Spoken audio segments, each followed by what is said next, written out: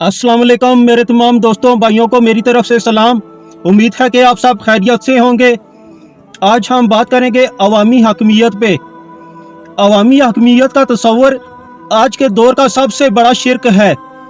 हाकिम अल्लाह के सिवा कोई नहीं। जब तक नबूवत जारी थी नबी ही खलीफा हुआ करते थे अल्लाह के। जो अल्लाह का हुक्म आता था वही कानून बन जाता था, वही सब कुछ हो जाता था। लेकिन नबी करीम सल्लल्लाहु अलैहि वसल्लम पर जब नबूवत ख़त्म हुई तो शुरू में कुछ अरसा अमीरुल मोमिनीन कहा जाता था और उसके बाद खलीफातुल मुस्लिमीन। इसी तरह इनफरादी मालूकियत की बजाय इज्तिमाई मालूकियत की पट्टी शैतान ने पढ़ाई।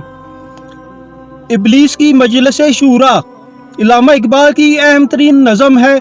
उम्मत मुसलमा के नाम पर मुश्तमिल है ये नज़म। इसमें इबलीस ने मजलिस शूरा बुलाई।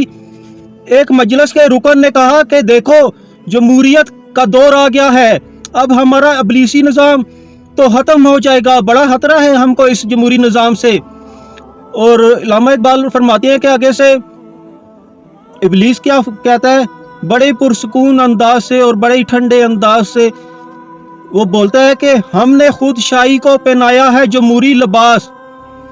आज आदमी में अपनी अहमियत पैदा हो चुकी है।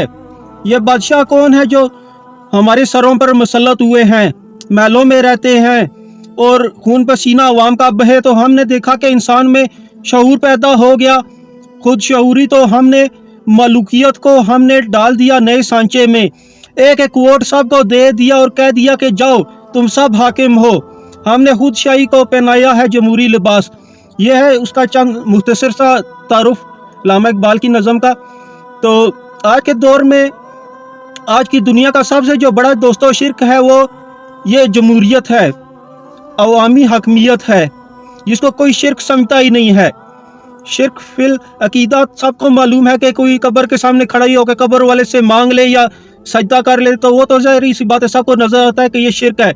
लेकिन आज का जो शिर्क है इसका बिल्कुल ही नए अंदाज से है, वो है अवामी हकमियत। एक है इनमें से अवामी हकमियत और दूसरा है मादा परस्ती का तस्वर। दोस्तों एक है मादा परस्ती का तस्वर, दूसरा अवाम पर सारा एतमाद है या हुकूमत पर, अल्लाह पर किसी को कहाँ तवक्कुल रहा है, कहाँ एतमाद है।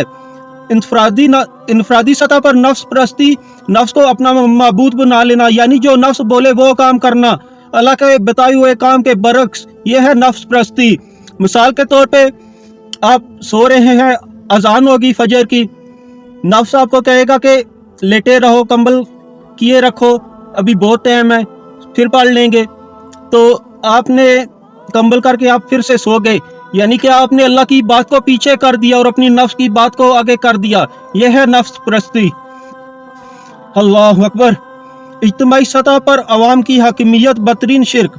अवाम का बादशाह अवाम में से, वो भी वोट के जरिए।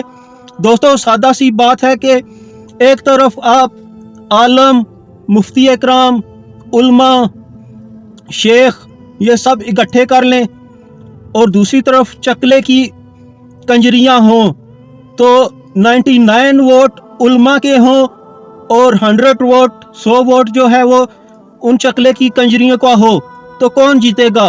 वो 99 जो उल्मा मुफ्ती शेख थे वो जीतेंगे या वो 100 चकले की कंजरियां जीत जाएंगी? जाहिर सी बात है कि वो 100 जीत जाएंगी। दोस्तों जमहूरियत में इंसान के सिरों को गिना जाता है, नापा और तोला नहीं जाता। इसी लिहाज से वोट डालना किसी तौर पर भी जायज़ नहीं है। ये एक कुफरिया निज़ाम है दोस्तों। इस नज़रिए से वोट डालना भी बिल्कुल समझ लें कि कुफर करने के मुतरादिफ ही है, क्योंकि जमहूरियत नाम ही कुफर का है। अल्लाह हमको इस कुफरिया कानून से बचाए और इस्लाम का निज़ाम इस मुल्क में लाए जहां हकमियत का मालिक सिर्फ अल्लाह हो। कानून चले तो सिर्फ मेरे मालिक का चले, मेरे रब का कानून चले। कानून चले तो सिर्फ सुन्नत का कानून चले, ना कि इन हुकूमतों का जो बोलती है कि 2/3 से जो भी कानून पास कर लो वो कानून बन जाएगा। अल्लाह के कानून के बरक्स हरगिज़ नहीं हम इसको मानते। जो भी कानून बनेगा वो सिर्फ और सिर्फ अल्लाह की बताई हुई कुरान पाक के असूलों के मुताबिक और नबी के बताए हुए तरीके के मुताबिक बनेगा। ہم کو ایسی جمہوریت نہیں چاہیے، ہم کو اسلامی نظام چاہیے، ہم کو خلافت کا نظام چاہیے اس ملک میں۔ اللہ اکبر۔ تو آپ کو میں نے جو مثال دی ہے دوستوں، سچ بتانا کہ یہ صحیح ہے مثال کہ نہیں؟ 99 علماء والی اور 100 چکلے کی کنجریوں والی۔ اللہ ہی بچائے اس جمہوری نظام سے اور اس کا حصہ بننے والے سے بھی بچائے ہم لوگوں کو۔ اللہ تعالی ہم کو یہ سب باتیں سمجھنے، اس پہ عمل کرنے، غور کرنے والا بنائے، اور امت کے لیے دعا کرتے ہیں کہ اللہ تعالیٰ تمام تر امت کے لیے آسانیاں پیدا فرمائے، جہاں جہاں مسلمان مظلوم ہیں ان کی حفاظت فرمائے، کفار کو نصب و نبود کرے، ہمارے دلوں کے اندر جذبہ جہاد اور شوق شہادت پیدا کرتے، مرتے وقت زبان پہ کلمہ لا الہ الا اللہ محمد رسول اللہ کا ورد جاری و ساری ہو۔ اللہ اکبر۔ فلسطین کے مسلمانوں کے لیے دعا کیجئے کہ جو جتنے ظالموں نے اللہ کفار کو نصب و نبود کرے، ان کی ہر ایک سازش کو ناکام کرے، اور جو بھی اللہ کی راہ میں ان سے لڑ رہے ہیں اللہ تعالیٰ ان کی حفاظت فرمائے، مجاہدین اسلام کی حفاظت فرمائے، اور ہمیں بھی اپنے حق سچ کے راستے پر چلنے والا بنائے۔ آپ دوستوں کے سننے کا بہت بہت شکریہ، جزاک اللہ الخیر۔